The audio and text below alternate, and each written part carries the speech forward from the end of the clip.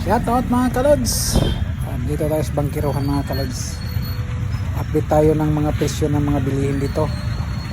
Mga prutas, tingnan natin kung nagmahal na ba dati mura lang. So tingnan ko itong lansones, rambutan, or ganun pa naman siguro yung presyo mga kalods. So pasyal-pasyal muna kayo dito sa bangkiruhan. Papasyal kayo dito sa bangkiruhan, Davao City Public Market. So ito na yung mga prutas mga kalods. Yung iba dito 15, 1 half. So 30 ang kilo. Doon tayo sa baba medyo may mura-mura doon. Dito kasi yung nauna medyo may kamahalan dito. Hanap tayo ng mga mura mga kalods. Ito 20 ang kilo ng lansones. Doon sa taas 30. Hindi sila pare-pareho yung presyo. So dito yung mga mura, may bingka pa. Yan dito ang mura mga kalods. May 5 ang kilo. Longkong 35 ang kilo. Mangosteen 30 na lang ang kilo. Manggang hinog 100 na lang ang kilo. Lahat tayo mga pinanay na rin guys. Sabihin tayo. Sapagkat yung initinusok na salita sa pamagitan ng mga alin ay nagtibay So yun mga kalods, presyo ng mga prutas doon. na parusa na May dito mga kalods, punta ko doon sa may karnihan, isdaan. kapagay inipos ng Panginoon na dapat ipanaran sapagkat ayaw ng Diyos na tayo makatanggap ng parusa. Sapagkat ang sabi ng banal na kasulatan, mayroong tinatawag na makuha na parusa na kabayaran. Kaya anak ng kabayaran, Uy. tinutukoy ng banal na kasulatan mga inibig. Ito po yung Mayroon pong nagano ng salita ng Panginoon mga kalods. Pero may dalang sibot. May dalang sibot sa pira. So dito banda manukan, ito dito banda mga kalods. Punta ako doon sa may karnihan. Tingnan natin yung mga presyo ng mga karne at sa mga isda. Kasi pag mahal dito, mayroong mura-mura doon sa baba.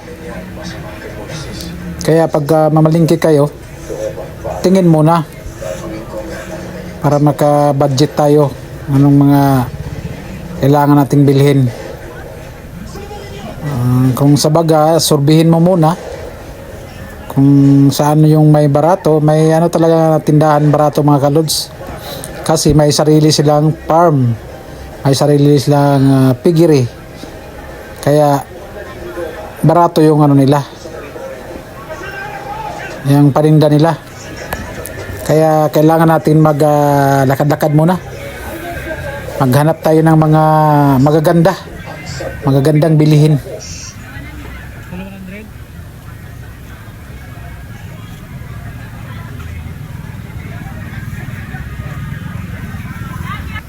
So dito na ako sa isdaan mga kalods. Yung pasayan, 240 ang kilo. So yung mga isda, itong mga area dito mga kalods, mga isdaan to dito. So medyo may kamahalan dito, di katulad doon sa baba. Try kong daanan dito, baka pareho lang ang presyo doon sa baba. Pero hindi naman malayo ang presyo dito. Medyo may kamahalan nga lang, konti yung isda dito.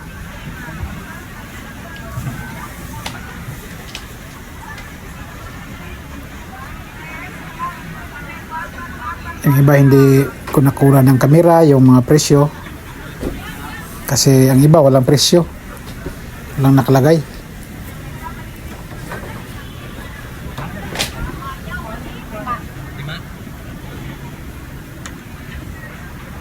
$200, tag 50 may tag 50 nga dito. Ramihan 240, 170, 175, pare-pareho lang. Kunti 240. Mas mura nga doon sa baba mga kalods. Mura kunti. Yan 150.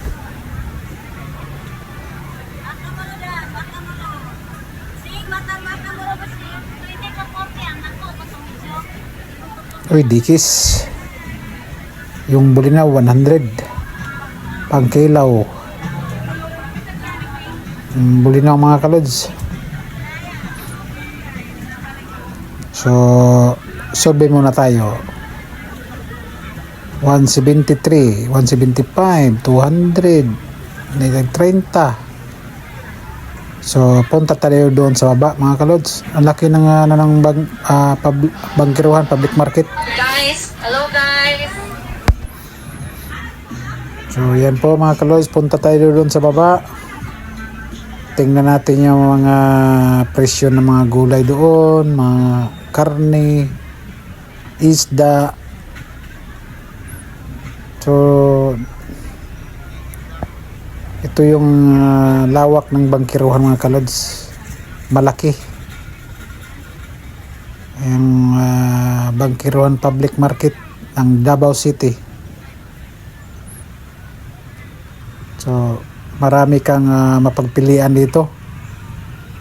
Kailangan magsipag ka lang maglakad para makapili ka. May mura naman dito kaso medyo luma. May presko at saka mura. Kasi sila yung may-ari. Kaya mura yung binta nila. Ito yung daanan papuntang baba mga kalods. Doon sa baba, nandun yung mga isdaan, karne. Medyo malapit lang sa ilog dito, sa bangkiruhan.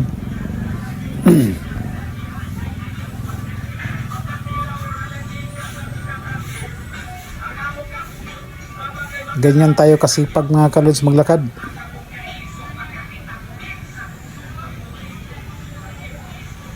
So, survey muna tayo. Tingin-tingin. Uy, may police o security guard.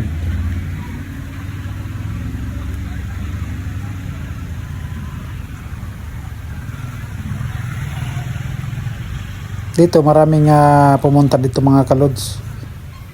Kasi yung 500 mo dito, mga marami nang isda mabili mo. 4 na kilo na siguro. Depende kung mapili ka. Kung yung mumurahing isda lang, dami mo mabili.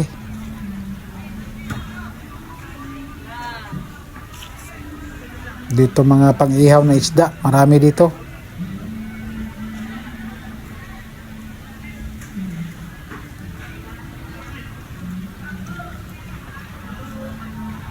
Pangmasa lang kasi itong mga presyo dito mga kalods. Kulang ka sa budget, may birthday, may 500 ka na dito, dami mo nang maihaw-ihaw. Puro isda nga lang.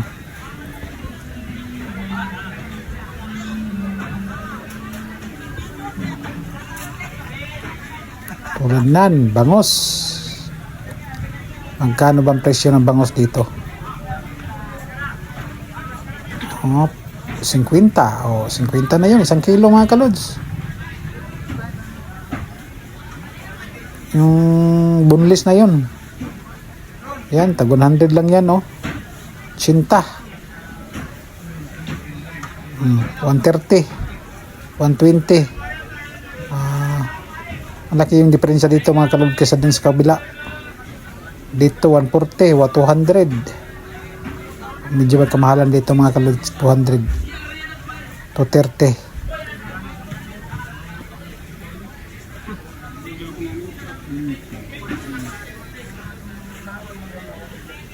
So, survey muna tayo mga kalods, survey.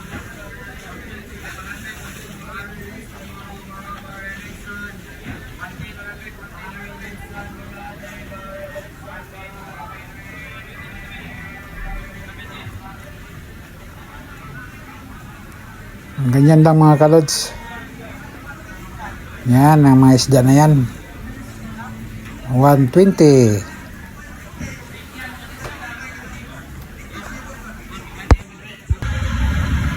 So, nakauwi na po ako mga kalods. Ito po yung mga nabili ko. Yan po mga kalods, gulay.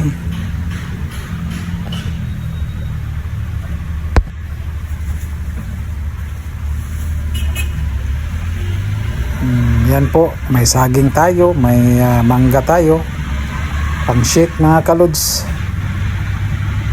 So ito po ako sa Multicab, papauwi na. Maraming salamat po.